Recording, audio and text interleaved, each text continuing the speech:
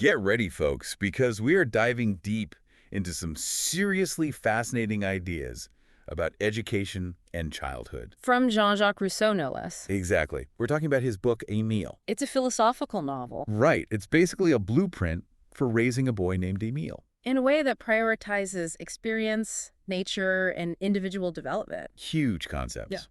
And I don't think we can cover every little detail in this deep dive, but... well, we can pull out some of the interesting parts. yeah, the most thought-provoking themes and insights. I think you'll find them really interesting. I think so, too. So what I think is so fascinating about Rousseau... I know what you mean. ...is just how different his ideas were. Radically different. Yes, from the conventional wisdom of his time. He was a real challenger. Oh, yeah.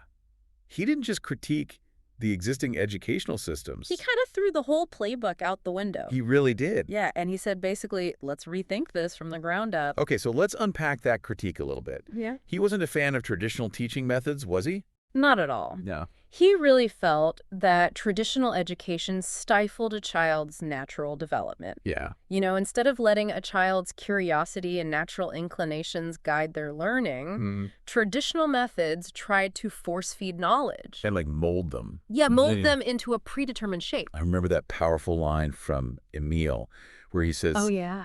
people are always telling me to make practicable suggestions. You might as well tell me to suggest what people are doing already. Oh, that's a good one. What do you think he was getting at there? I think he was challenging the very premise of tweaking a system. Which he saw as fundamentally flawed. Yes, exactly. It's like he's saying, why bother making small adjustments when the whole structure needs to be rebuilt? You know? So instead of books and lectures Yeah. being the primary focus of education, he proposed this radical idea of education as experience. Exactly. Yeah. Rousseau believed that true education comes from interacting directly with the world, not just absorbing information passively. Passively. You know, think about how much more impactful it is to learn about the sun's movement by actually observing sunrise and sunset. Which, by the way, Emile does in the book. Yeah. Rather than just reading about it in a textbook. Huge difference. Oh, yeah. So much more impact. That makes so much sense. Experiencing something firsthand creates a much deeper understanding. Absolutely. Than just memorizing facts. It does. It's like the difference between reading about swimming and actually jumping into the pool. Exactly. And this emphasis on hands-on learning extends to other areas as well. Oh, yeah, it does. Like, remember how Rousseau advocated for learning a trade? Yes. He even said, Emile shall learn a trade. I would rather have him a shoemaker than a poet. I would rather he paved streets than painted flowers on china. That's a pretty strong statement. It is a strong statement. Yeah. It really challenges our modern assumptions about the value of intellectual pursuits. Versus practical skills. Yes. What do you think he was trying to convey with that? I think he was emphasizing the importance of self-reliance and the ability to provide for oneself. I see. Yeah. It's less about pursuing knowledge for its own sake and more about equipping individuals to thrive in the real world. That's really interesting. Makes you wonder what Rousseau would think about our modern obsession with standardized tests and formal qualifications. I think about that a lot. I do too. He'd probably encourage us to consider the true purpose of education. Hmm. Is it about accumulating knowledge and credentials? Right. Or is it about developing well-rounded individuals who can think critically and solve problems and adapt to new situations? Yeah, that's such a crucial question. And it connects to another fascinating theme in Emile. Oh, yeah. The idea of delaying gratification. Interesting. Yeah, Rousseau actually argues that children are often ruined by how easily they learn things. Why do you think he felt that way? He believed that true understanding takes time, effort, and reflection. Yeah. In Emile, he talks about the value of losing time. Which might seem counterintuitive. A little bit, yeah. In our fast-paced world. It does. But he saw a danger in rushing the learning process. Yeah. In cramming information into young minds without allowing them the space to really digest it. And to internalize it. He even says the most dangerous period in human life lies between birth and the age of 12. Wow. It's a pretty provocative statement. What do you think he meant by that? He's highlighting the incredible formative power of those early years, but also warning against trying to force development. Yeah. It's about recognizing that children need space to explore and experiment and learn at their own pace. Right. It's about nurturing their natural curiosity and allowing them to make mistakes and learn from them. That makes me think about how much pressure we put on kids today to achieve and excel at such a young age. Rousseau would probably encourage us to slow down and let children be children. I think you're right. He believed that rushing the learning process can actually hinder true understanding. It's like trying to build a house on a shaky foundation. That's a great analogy. Now, another concept that really intrigued me in Emile was his exploration of human nature. He seems to believe that society often corrupts our innate goodness. Do you think he saw human nature as inherently good or bad? That's a big question It is a big question. that Rousseau grapples with in Emile. Yeah, and it's something that philosophers have debated for centuries. They have. He does seem to suggest that humans are born with a natural sense of goodness, Okay, but that society, with its artificial rules and corrupting influences, can distort that. that innate nature. Exactly. I remember that line where he writes, "It is the abuse of our powers that makes us unhappy and wicked. Our cares, our sorrows, our sufferings are of our own making." What do you think he meant by that? I think he's pointing to the ways in which we create our own suffering by straying from our natural inclinations Right. and succumbing to societal pressures and expectations. It's like we're constantly trying to fit ourselves into molds Yeah, that don't quite match our true shape. exactly. That's a really powerful image. Mm. So if society is the corrupting force, what did he see as the path to developing morality and virtue? Rousseau believed that reason and conscience were key to moral development. Mm-hmm. He saw these as innate faculties Yeah. that could guide us towards right action, even in the face of societal pressures. Right.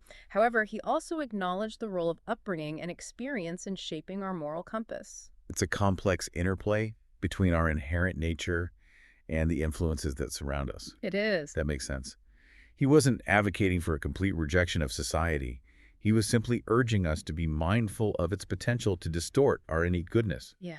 and to cultivate our own reason and conscience as guiding principles. Exactly. It's about finding that balance between our individual nature and the social world we inhabit. This all ties in really well with his concept of natural religion, which I found quite fascinating. It's very interesting. It's a very different approach to faith than what we traditionally see. Absolutely. Instead of relying on revealed doctrines or organized religion, Rousseau advocated for a faith based on reason and observation. Right. Yeah. He believed that we could access a deeper understanding of the divine Okay. through a direct experience of the natural world. Yeah, and by listening to our own inner voice. Exactly. I remember that line where he says, "In my exposition you find nothing but natural religion. Strange that we should need more." What do you think he meant by that? He's suggesting that the complexities of organized religion and theological doctrines Mm-hmm. might actually obscure our understanding of the fundamental truths that can be accessed through reason and experience. Okay. It's like he's stripping away all the layers of dogma and ritual. Yeah, and saying, look, it's much simpler than that. Exactly. It's almost a minimalist approach to faith. Yeah, it is. It makes you wonder if we sometimes overcomplicate things when it comes to spirituality. I think so. Yeah, I think that's a question worth pondering. it is. Rousseau was challenging us to look beyond the external trappings of religion and to connect with something deeper within ourselves and within the natural world. Yeah. He believed that this connection was accessible to everyone, regardless of their background or beliefs. This is all so thought-provoking. I'm already feeling like I need to reread Emile with a fresh perspective after our discussion. You should. It's definitely a book that rewards multiple readings, and each time you approach it, you'll discover new layers of meaning. Now, before we move on, I know Rousseau also had some interesting and sometimes controversial views on gender roles. I'm curious to hear your thoughts on that aspect of his philosophy. That's a topic that deserves its own deep dive. It really does. And we'll definitely get into those details. But for now, let me just say that Rousseau's views on gender were very much a product of his time. And while some of his ideas might seem outdated today, it's important to understand them within the context of 18th century societal norms. That's a fair point. Mm. I'm eager to explore those ideas further. What other fascinating themes await us in Emile? Oh, there's so much more to uncover. We'll delve into his ideas about love marriage and the importance of choosing a compatible life partner. Oh, wow. And we'll also explore his unconventional thoughts on travel and how it can broaden our horizons and shape our understanding of the world. I can't wait. It sounds like we have a lot of ground to cover in our deep dive into Rousseau's Emile. We certainly do, but I think you'll find it to be a journey filled with surprising insights and thought-provoking ideas. I think so, too. So, As we explore Rousseau's ideas about love and relationships, we have to remember that underlying principle of challenging conventional wisdom. Right.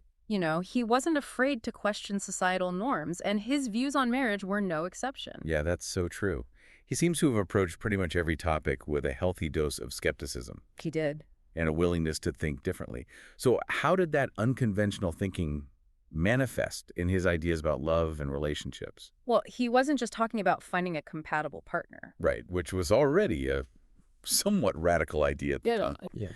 He was also questioning the very foundation of romantic love as it was understood in his society. Okay, I'm curious to hear more about that. What exactly was he questioning? Rousseau was very critical of the artificiality Hmm. and the superficiality that he saw in the social circles of his time, Yeah. especially when it came to courtship and marriage. He felt that these external pressures, these social expectations and rituals often interfered with genuine connection. And authenticity. Yes. I remember that passage where he writes, "Hitherto the young man has lived in the bosom of his family and his friends, and has been the sole object of their care. What a change to enter all at once into a region where he counts for so little, to find himself plunged into another sphere, he who has been so long the center of his own."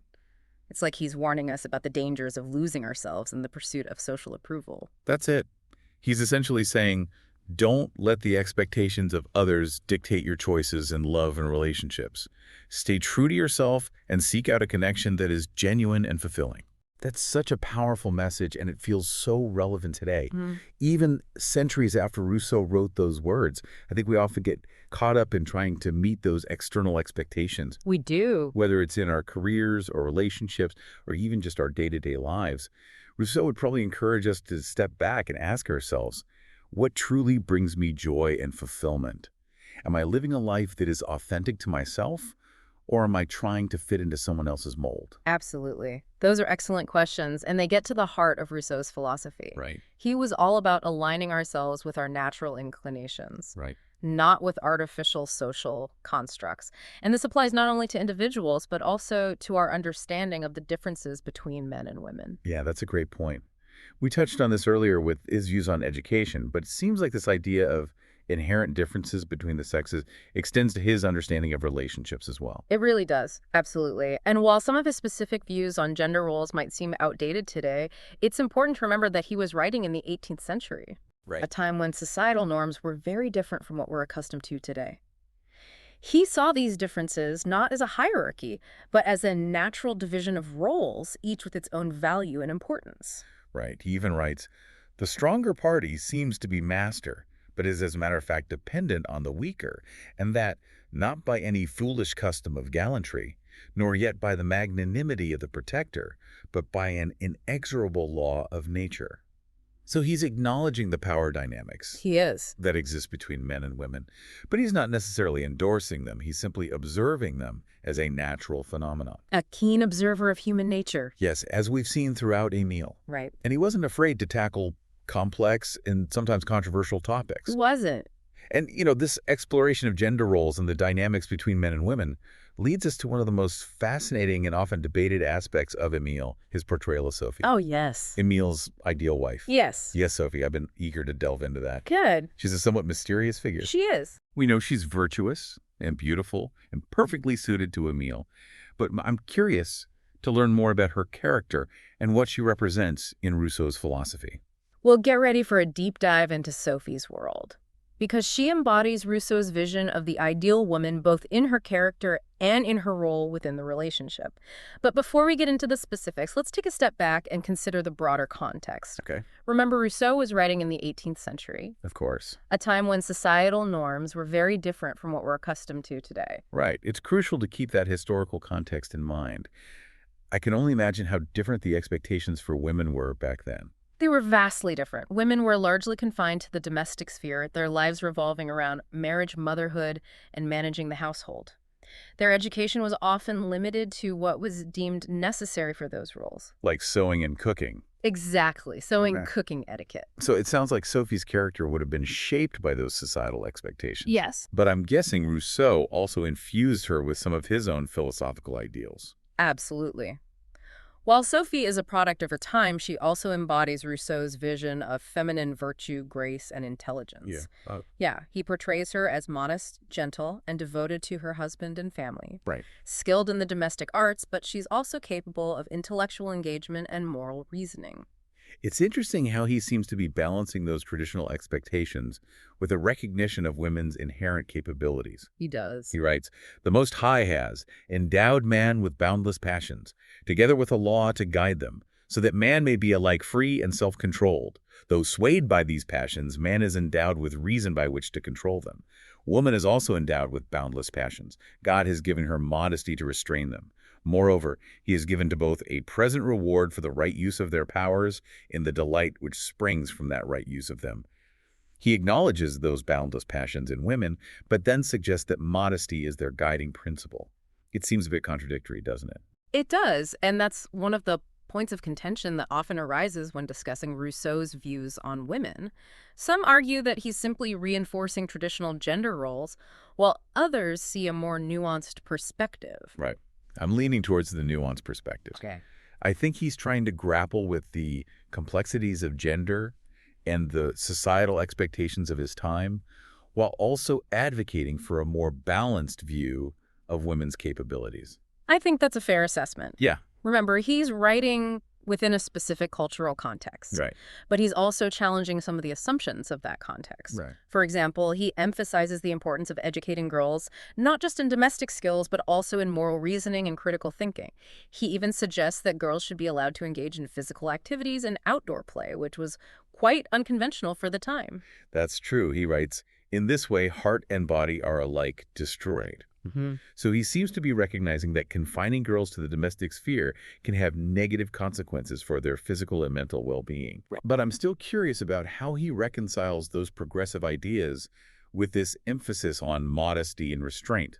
That's where things get really interesting. Okay. Rousseau believed that modesty was a natural and essential quality in women, Oh, not just a societal imposition. He saw it as a source of strength and influence, a way for women to navigate the power dynamics of relationships. he writes, "This uncertainty constitutes the chief charm of the man's victory, and the woman is usually cunning enough to leave him in doubt. In this respect, the woman's mind exactly resembles her body. Far from being ashamed of her weakness, she is proud of it." Yeah. So he seems to be suggesting that women can use modesty as a form of strategic power, a way to influence men without directly challenging their authority. He even uses the term cunning to describe this quality, Right. which suggests a level of intentionality and awareness. It's almost as if he's saying that women within the constraints of their societal roles Right. can still exert a powerful influence through their modesty and grace. Yeah. This is all so fascinating. I'm starting to see Sophie in a whole new light. Good. She's not just a passive figure conforming to societal expectations. She's a complex character who understands the power dynamics at play and navigates them with a combination of grace, modesty, and strategic intelligence. Exactly. And, this idea of strategic modesty ties back to Rousseau's broader philosophy of education and human development. All right. Remember how he emphasized the importance of losing time Right. and delaying gratification? He believed that true strength and virtue come from learning to control our impulses and desires, not from indulging them. So he's applying that same principle to women's behavior. He is. He's suggesting that modesty, by restraining those boundless passions, Yes. can actually empower women and enhance their influence. Exactly. It's a complex and sometimes contradictory argument, but it's Yeah. one that reflects the societal norms and philosophical debates of his time. And it's important to note that Rousseau also recognized the potential dangers of female cunning. He warns against excessive coquetry and manipulation, emphasizing that true virtue lies in sincerity and authenticity.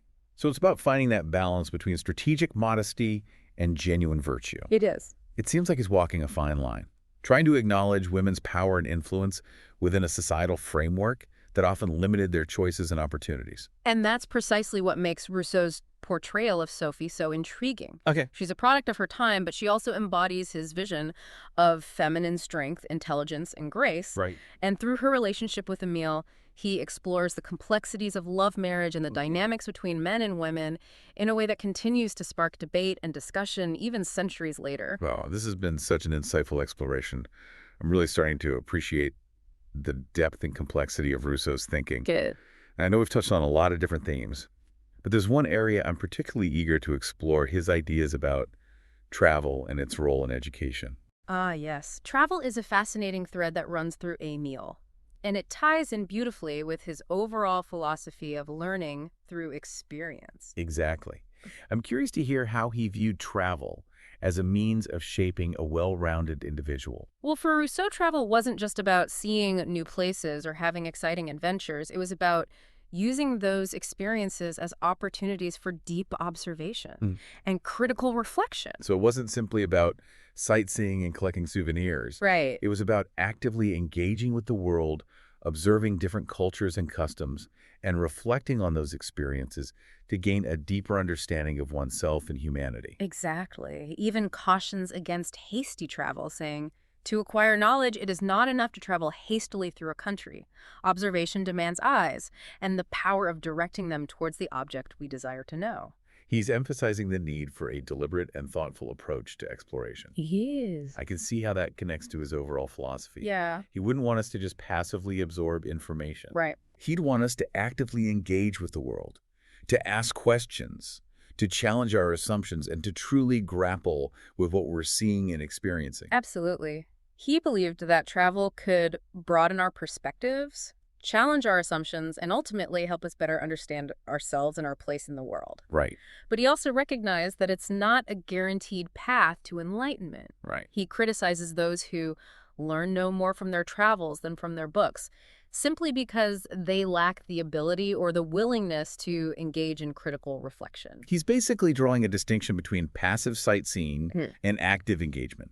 It's like he's saying, don't just be a tourist, be a traveler. Exactly. Engage with the world, ask questions, challenge your preconceived notions, and allow yourself to be transformed by the experience. I remember a passage where he compares the French and English approaches to travel. Oh, yeah. He observes that the English nobility travels, the French stays at home. The French people travel, the English stay at home. This difference does credit, I think, to the English.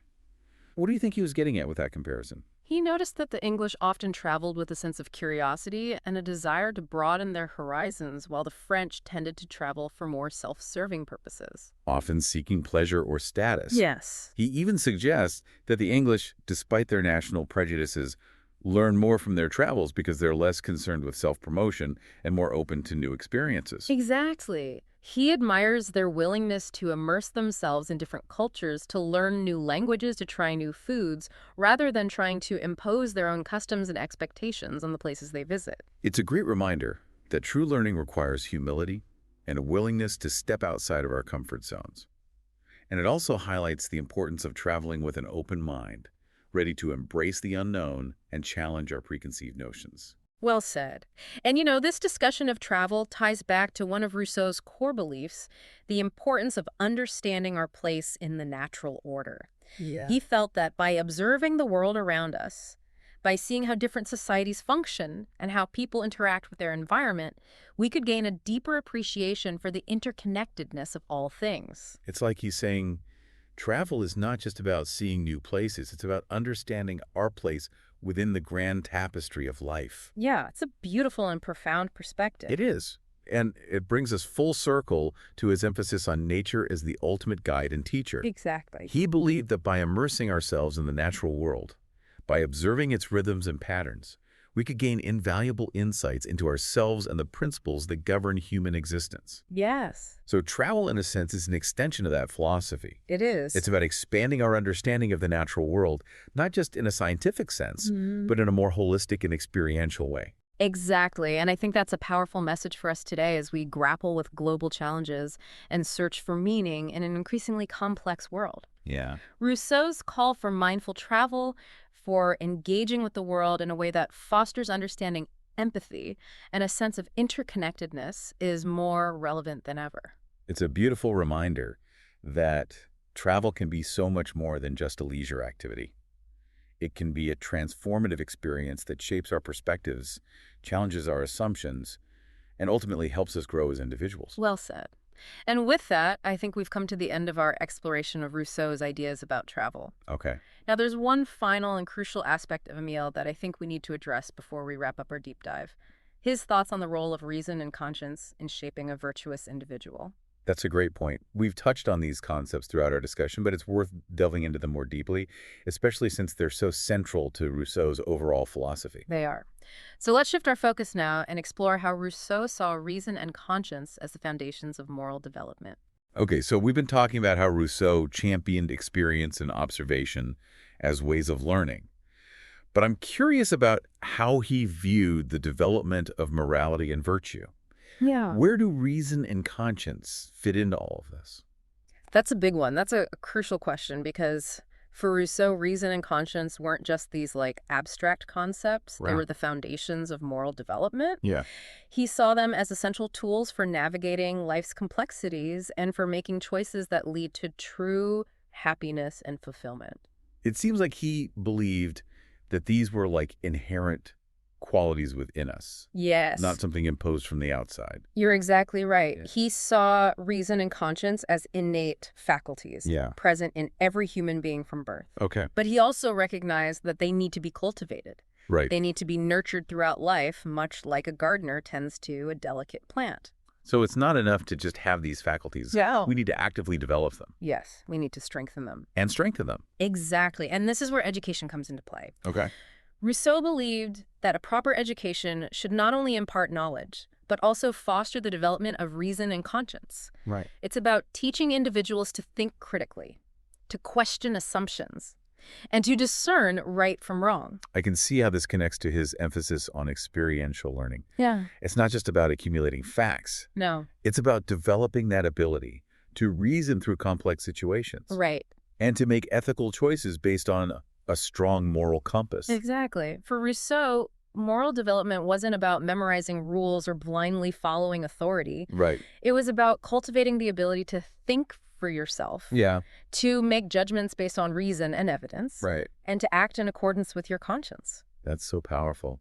It's about empowering individuals to become autonomous moral agents, capable of making their own choices and taking responsibility for their actions. Exactly. And this idea, individual conscience, played a really interesting role in Rousseau's political philosophy as well. Oh, wow. Okay. He believed that a just society is one in which individuals are free to follow their own conscience, as long as they don't infringe on the rights of others.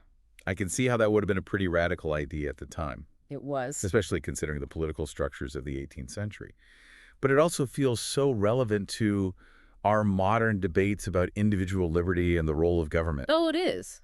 Rousseau's ideas continue to spark discussion and debate centuries later because they grapple with these fundamental questions about human nature, about the purpose of society, and about the nature of freedom. As we wrap up our deep dive into Emile, I think it's worth emphasizing how groundbreaking his ideas were. They were groundbreaking. He really challenged conventional wisdom on so many levels, He did. from education and child development to human nature, morality, and the role of society. He was a true visionary, a thinker who wasn't afraid to question the status quo and propose radical new ways of thinking about the world. And even though some of his ideas might seem controversial or even outdated today, Right. his work continues to inspire us to think critically, to question assumptions, and to strive for a more just and fulfilling society. I completely agree. This deep dive has been a real eye-opener. Rousseau's Emile, with all of its complexities and contradictions. Yeah. It's given us so much to ponder about education, human nature, and the kind of world we want to live in. It's a book that stays with you long after you've finished reading it, prompting you to re-examine your own beliefs and your own values. Yeah. And I think that's the mark of a truly great philosophical work. It is. Well said. I think it's the perfect note to end on. If you are intrigued by Rousseau's ideas You should be. and want to explore them further, I highly recommend picking up a copy of Emile and embarking on your own intellectual journey. Yes. And remember, as Rousseau himself said, we are born weak, we need strength, helpless, we need aid, foolish, we need reason. All that we lack at birth, all that we need when we come to man's estate is the gift of education. That's beautiful. That's a really beautiful quote. And a powerful reminder that education, in its broadest sense, is a lifelong endeavor. It's about nurturing our minds and our hearts, developing our faculties, and striving to become the best versions of ourselves.